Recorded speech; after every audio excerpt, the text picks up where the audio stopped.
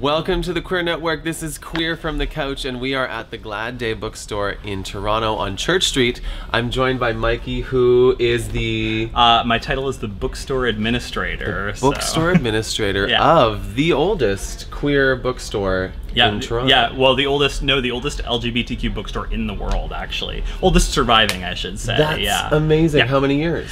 So Glad Day was founded in 1970, Okay. and so we've been basically functioning since then. It's had a few different incarnations, but yeah, like we've been going strong for that long. So it hasn't always been here. No. This is a new location. Yeah, a new location. New location as of 2 years ago, and Okay. it still feels really, really new to us. It was originally founded in Kensington Market, actually. Oh. And I know for a while, it was actually, as far as I understand, out of the founder, Gerald Moldenhauer's like backyard, like in his shed. Real grassroots.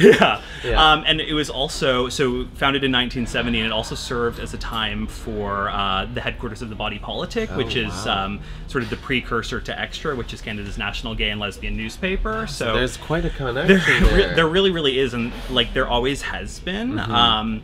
So then I believe that they made the move to the location on Yonge Street, which is 499, above a storefront in 1981. Okay.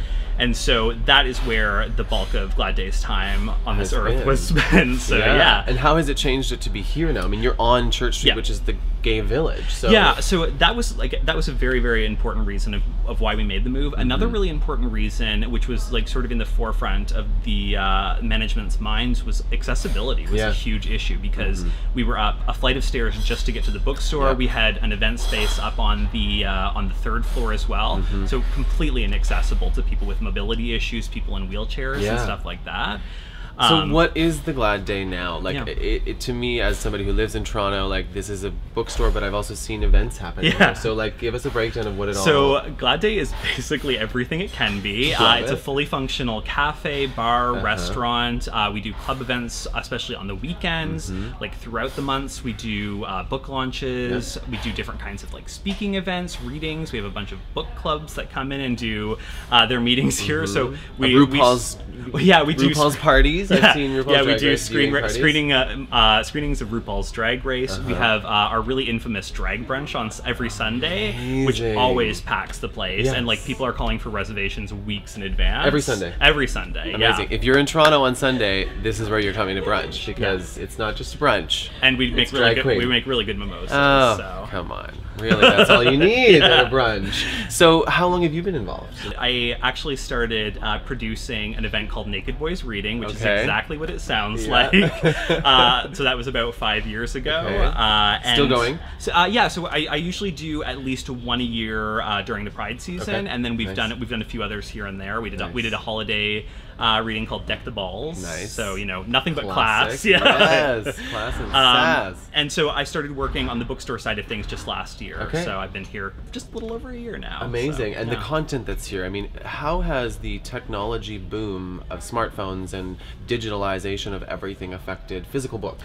One thing I find really, really interesting is that like I find that it's actually impossible for us to keep, especially like new and popular titles on the shelves. People are just like, books fly off the shelves, and we can't even keep up with just how fast they move. Which is crazy to me. It's but wonderful. And it's like, it is a misconception that ebooks have ruined. I think people really love that like tactile experience. And also like you get to come into a queer bookstore, like a queer owned, queer run space, which you don't get anywhere else. And you get to hold like queer books in your hands, and you get to decide on what you want, right? And know that the person who wrote this, like the story behind they have a connection, and they have a connection to the community. We have a lot of really fantastic local and Canadian authors, like tons and tons of titles, and it just blows my mind. I feel like there's been this huge renaissance of like queer, Indigenous, and Two-Spirit people, authors. So like Johnny Appleseed.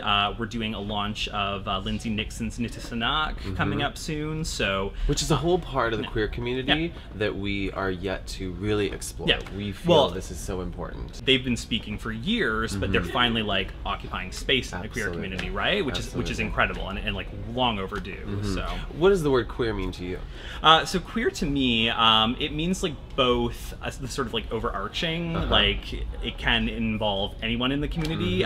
For me, it means just like not straight, and it's how I personally identify as queer. So it's just sort of like, it's a catch-all to describe, you know, complicated identity.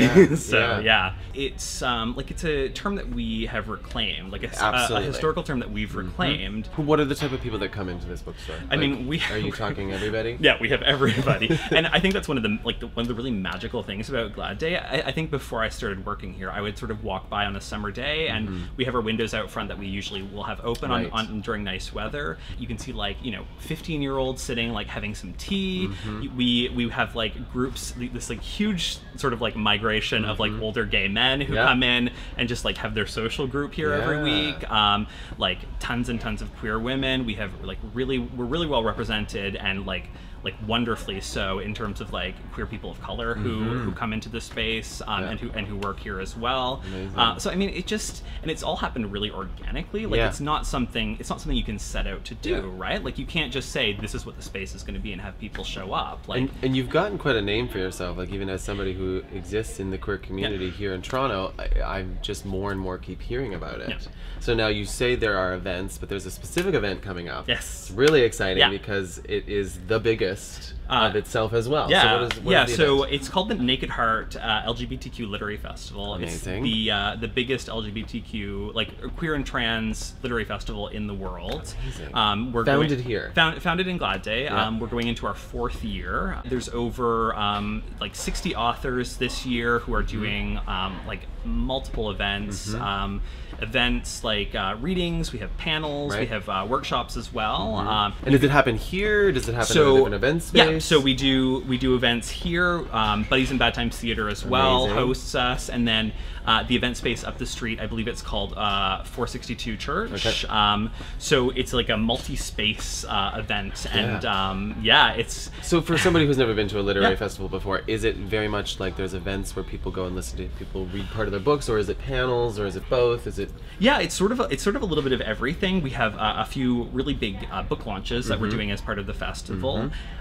We have a lot of panels. So for instance, I'm going to be appearing on a panel with Roland Chambers and Mandy Goodhandy, which terrifies me because there's such huge names in the community here in Toronto. And so we're going to be talking about first-person writing experiences, so writing nonfiction and like our experiences in works. I'm going to be talking about a new project that I'm working on, which is it's like my first nonfiction and history project. So I'm really excited to, you know, put that out there in the world for the first time and do some readings from that. And we do a lot of readings. Drag Brunch will of course be happening, and it's really fun because we have authors. We have the drag queens performing. Erin Brockovich, who's our host, who is incredible. And then so they intersperse the afternoon with readers from the festival as well. And it's just like, it's a real wild time. What a wonderful environment to be part. If you're a reader, if you love reading, I mean, what a way to make it so interactive and so much fun, and then include like the drag queens and make it a... We also have a dance party like that Friday leading into it, Trans Dangerous, which I have no idea what's going to go into that, but I feel like it's going to be a real good time. So if people want to know more about it and get tickets, where do they go? How do they get so this? nakedheart.ca we have all of our authors that have been announced so far up on the site, and you can buy tickets through that. You can also, our Facebook page, which is just Glad Day Bookshop, really good place to get information. We keep it really up to date just so a lot of people can follow us. Well, if you're in Toronto from the 9th to the 11th, come on and check out the Naked Heart Literary Festival.